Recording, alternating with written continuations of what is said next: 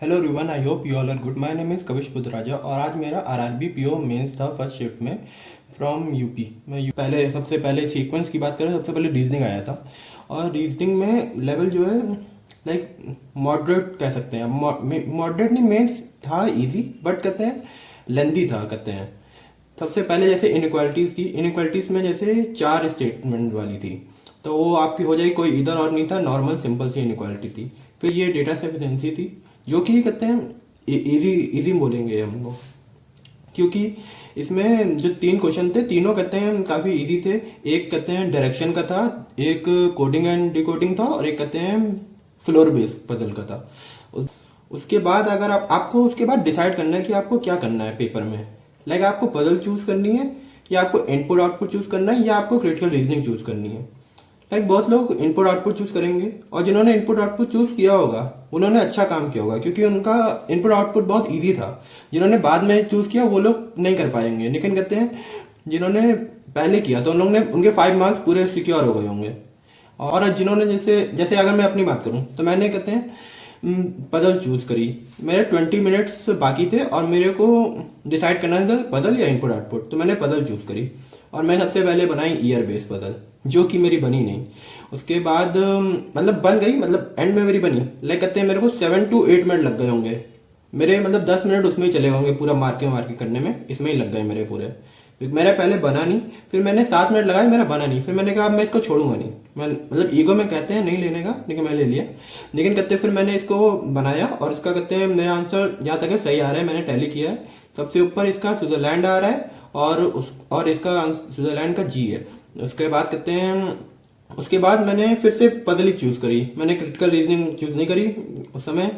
और उसके बाद रो पेज पजल कहते हैं इस पूरे पेपर के लाइक मैंने दो ही पजल चूज करी है, लेकिन इस मेरे को सबसे बहुत इजी पजल लगी है, क्योंकि आपको दो पॉसिबिलिटी बनानी थी और आपकी पजल आराम से बन जाती। उसके बाद कहते हैं मैंने फिर मेरे पास बचे थे 5 मिनट। उसके उस समय पता नहीं मैंने क्यों इनपुट आउटपुट चूज किया, मतलब मैंने पहले देखा, सोचा कि मैं देखता हूँ कि कहते हैं बनता है या नहीं बनता है, मैं 2 मिनट देता हूँ, अगर मुझे पैटर्न समझ आया तो बनाऊंगा वरना नहीं बनाऊंगा।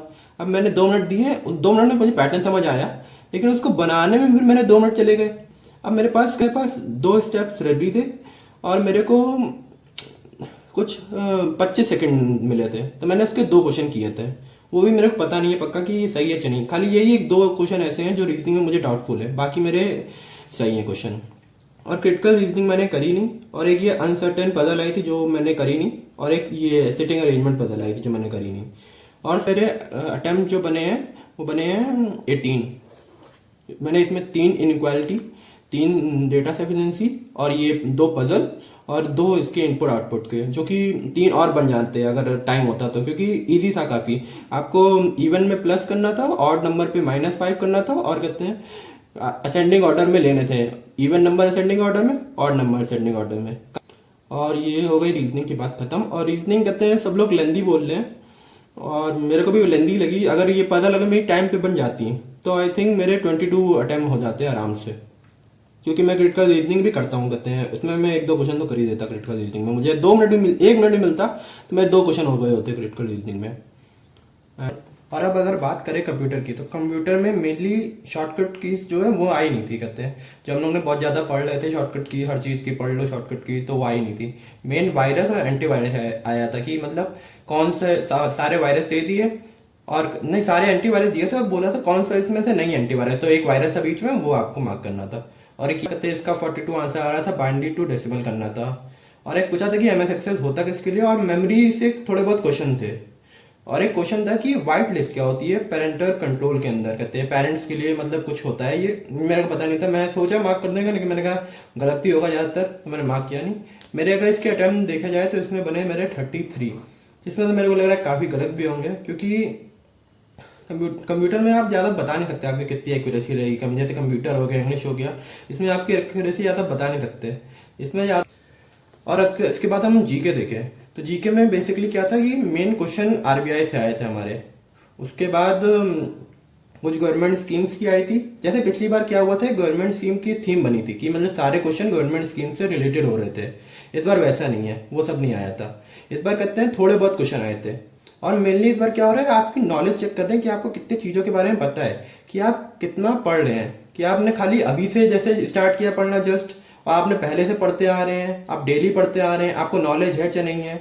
जैसे इसमें एक क्वेश्चन है, जैसे मैं बताता हूँ, इसमें कौन सा ये जीआई टैग, ये इसमें पांच ऑप्शन दिए थे, उसमें आपको बताना था कि रॉन्ग कौन सा है। अब आपको बाकी चार कुछ नहीं पता होगा, लेकिन आपने सबने ये पढ़ा होगा कि जीआई टैग कहते हैं 10 ईयर्स तक का वैलिड रहता है, तो उसमें 7 ईयर था, तो वही आंसर था। तो ऐसे आपको करने थे।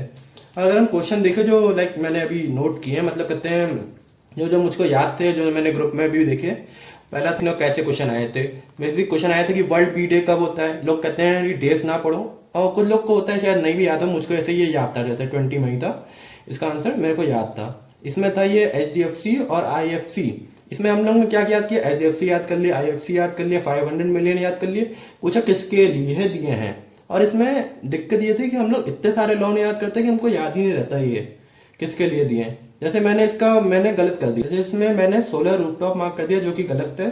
मेन आंसर इसका वुमेन्स से रिलेटेड कुछ था, मेरे को वो लग रहा था, वो भी लग रहा था, और सोलर रूफटॉप भी लग रहा था, तो मैं सोलर रूफटॉप के साथ दिया और मेरा गलत हो गया।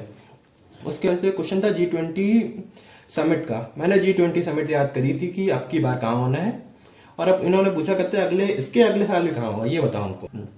तो मेरे को याद था कि कहते हैं ब्रिक्स की जो अगली होनी है वो साउथ अफ्रीका में होगी, और कहते हैं इसकी मेरे को याद थी नहीं, इसकी भी साउथ अफ्रीका ही निकली कहते हैं।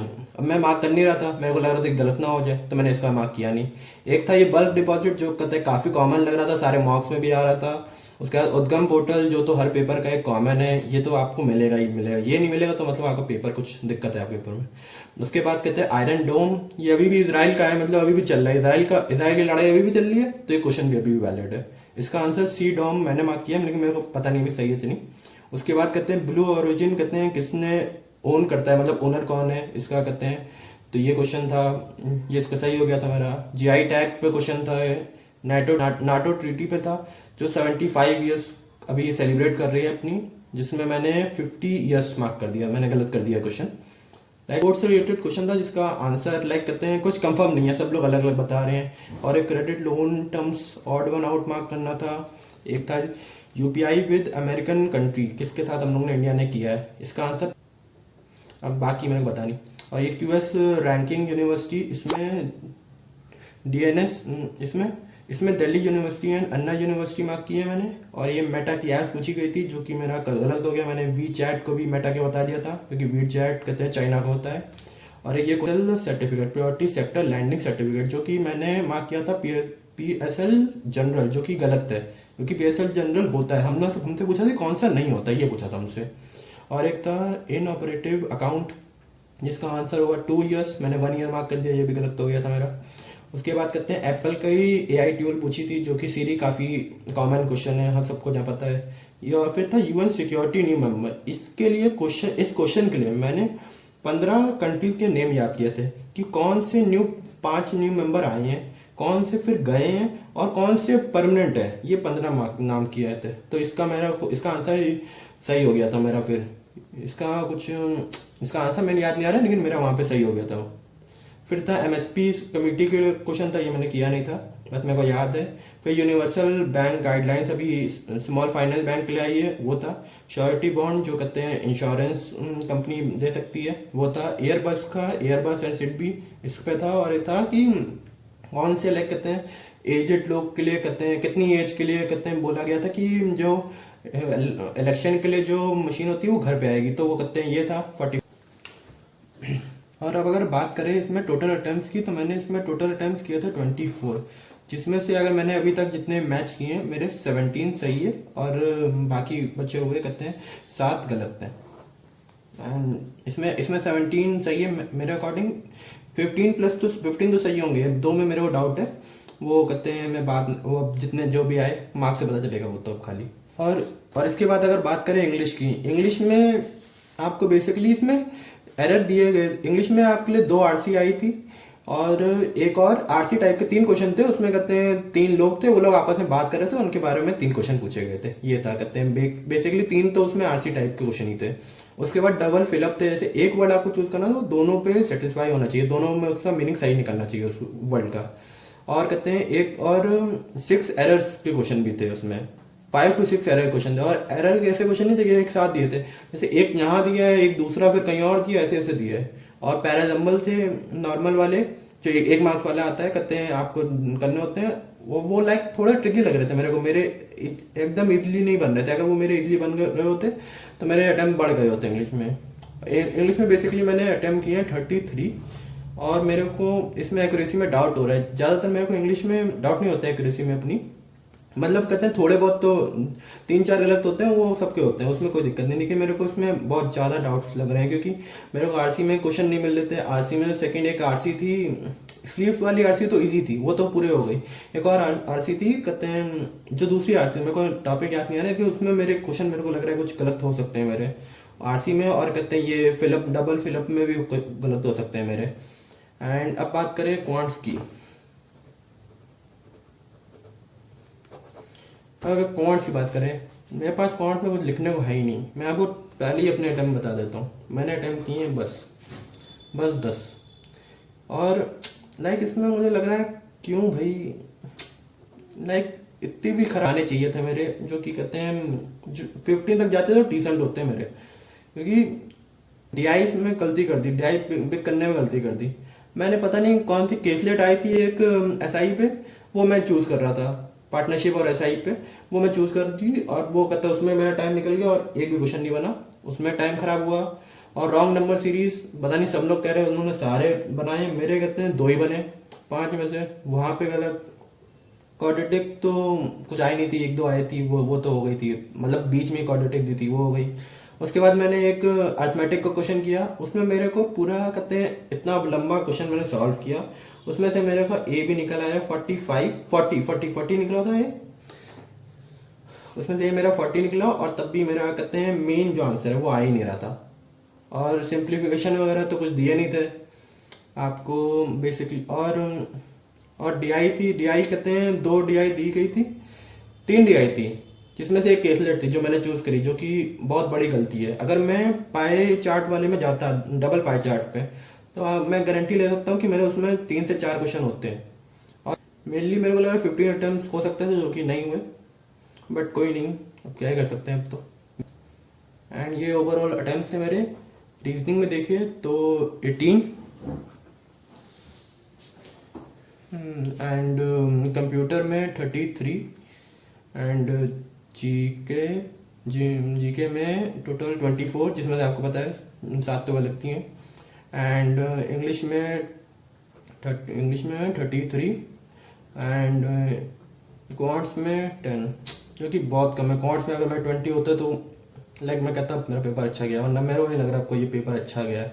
अगर मुझे इंटरव्यू के लिए मौका मिल भी गया ना, तब भी, क्योंकि आपको यार चाहिए होते हैं 20 मार्क्स तक ऊपर चाहिए होते हैं सिलेक्शन के लिए। अगर आप मेरा इंटरव्यू, अगर मैं ये निकल गया, मैं इंटरव्यू के लिए पढ़ूंगा या आगे आने वाले कहते हैं एसबीआई पीओ, आईपीएस पीओ, उनके लिए पढ़ूंगा। अब बाकी जिनका अब 6 तारीख को मेरा आरआरबी क्लर्क भी है मेंस का, उसके बाद कहते हैं मेरे को लगता है आईपीएस क्लर्क भी निकल जाएगा मेरा, और 13 तारीख को वो होगा।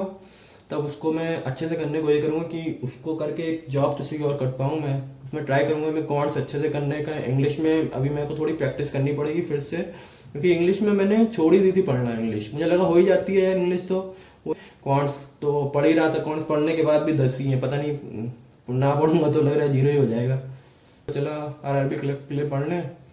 And thank you for watching this video, और इसको सब्सक्राइब कर देना चैनल को, क्योंकि सकते हैं। आज के लिए फिलहाल इतना ही। आपकी तरह मैं भी मायूस हूं, लेकिन उम्मीद पर दुनिया कायम है। दिल दुखा है लेकिन टूटा तो नहीं है, और उम्मीद का दामन छूटा तो नहीं है। इसलिए आज के लिए इतना